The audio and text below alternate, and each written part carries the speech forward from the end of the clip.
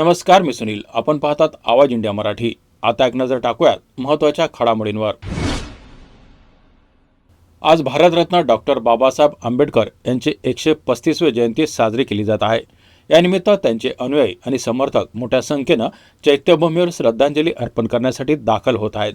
बाबासाहेबांच्या महान कार्यांनाही अभिवादन करण्यासाठी मुंबई महापालिकेनं एक विशेष छायाचित्र प्रदर्शन आयोजित केलं आहे. या प्रदर्शनात डॉक्टर बाबासाहेब आंबेडकर यांनी महापालिकेशी केलेले स्वहस्ताक्षरित पत्रव्यवहार, त्यांच्या पदवी संबंधित काही दुर्मिळ फोटो आणि बाबासाहेबांच्या जीवनाशी संबंधित असलेल्या विविध महत्त्वाच्या छायाचित्रांचा समावेश आहे. कल्याणमध्ये बाबासाहेबांच्या जयंतीनिमित्त एक अत्यंत अनोखी कलाकृती साकारण्यात आली आहे. या कलाकृतीमध्ये संविधानाचे 448 कलमांचा वापर करत डॉक्टर बाबासाहेब आंबेडकरांची हुबेहूब प्रतिमा तयार करण्यात आली आहे. ही कलाकृती समता, न्याय आणि बंधुत्वाचा संदेश देत आहे. कलमाच्या माध्यमातून रेखाटलेल्या अद्वितीय कलेची सर्वत्र चर्चा होत असून ती समाजातील समतेच्या आणि न्यायाच्या तत्वांच्या प्रबोधन करणारी आहे. बाबासाहेबांच्या कार्याचा प्रभाव केवळ त्यांच्या काळापुरताच मर्यादित नाही, तर आजही तो समाजावर प्रभाव टाकत आहे आणि त्यांच्या विचारांना आत्मसात करण्यासाठी विविध कार्यक्रम आणि प्रदर्शन आयोजित केले जात आहेत.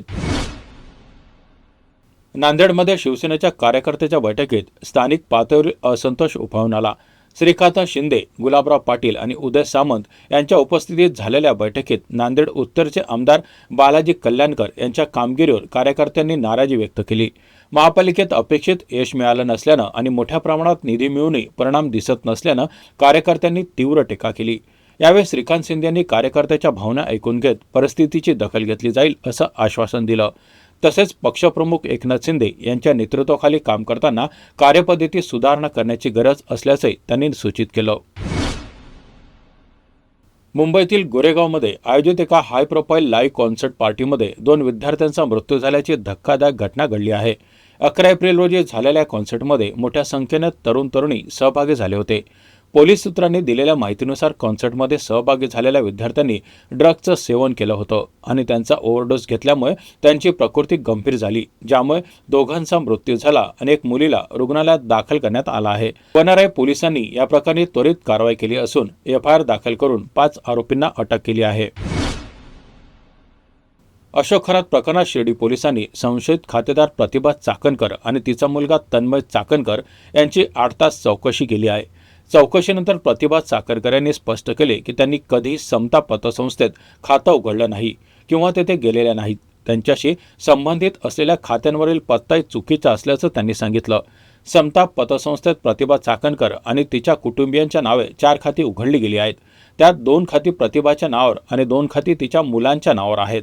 यावरून 2 कोटी रुपयांपेक्षा जास्त आर्थिक व्यवहार झाला असल्याचं समोर आलं आहे. पोलिसांनी यावरून प्रतिभा चाकणकर आणि तन्मय चाकणकर यांचा जबाब नोंदवला आहे. चौकशीनंतर प्रतिभा चाकणकर यांनी म्हटलं की त्यांच्या नावाची खाती बनावट आहेत आणि त्या खात्यांवर झालेल्या सह्या देखील खोट्या आहेत. त्यांनी 1ही रुपयाची उलाढाल केली नसल्याचं सांगितलं. तसेच त्यांना शिर्डी पोलिसांकडून कोणतीही नोटीस मिळालेली नाही आणि त्यांनी कधीही समता पतसंस्थेत जाऊन खातं उघडलेलं नाही असं प्रतिभा चाकणकर यांनी म्हटलं आहे. नाशिकमधील TCS कंपनीतील धर्मांतरण प्रकरणामुळे काही महत्त्वाच्या तपासांमध्ये गती आली आहे. 2022 पासून आरोपींनी कट्टरतेचा जाळा विणल्याचा संशय आहे. संशयितांच्या बँक खात्याची SIT कडून चौकशी सुरू आहे. विशेषतः यामध्ये संभाव्य विदेशी फंडिंगचा तपास देखील केला जात आहे. तसेच महिलांवरील मानसिक दबाव आणून धर्मांतरण प्रयत्न करणाऱ्यांवर SITने गंभीर लक्ष दिलं आहे. या प्रकरणातील तपासात ईमेल, चॅट्स, कॉल रेकॉर्ड्स आणि धमक्या यांचा अभ्यास केला जात आहे. या व्यतिरिक्त TCSने या प्रकरणाची अंतर्गत चौकशी सुरू केली असून यासाठी कंपनीने आरती सुब्रमण्यम यांच्या नेतृत्वाखाली एक विशेष समिती नेमली आहे. संशयितांची कार्यशैली आणि त्यांच्या संपर्कासह तपास चांगला पुढे जात आहे. देशांतर्गत तसेच आंतरराष्ट्रीय पातळीवर हे प्रकरण महत्त्वाचं बनलं आहे. सनरायझर्स हैदराबादनं सोमवारी राजस्थानवर 57 धावांनी विजय मिळवला. हैदराबादने कॅप्टन ईशान किशनच्या 91 धावांच्या दमदार खेळीच्या जोरावर राजीव गांधी आंतरराष्ट्रीय क्रिकेट स्टेडियममध्ये 217 धावांचं आव्हान राजस्थानपुढे ठेवलं होतं. राजस्थानने धावांचा पाठलाग करत असतानाच हैदराबादच्या गोलंदाजांनी शानदार कामगिरी केली. राजस्थानला 19 ओव्हरमध्ये 159 धावांवर गुंडाळत 57 धावांनी विजय मिळवला. या विजयामुळे हैदराबादला नेट रन रेटमध्येही चांगलाच फायदा झाला आहे. या बातमीपत्रात इथेच थांबत आहोत. पाहत रहा आवाज इंडिया मराठी.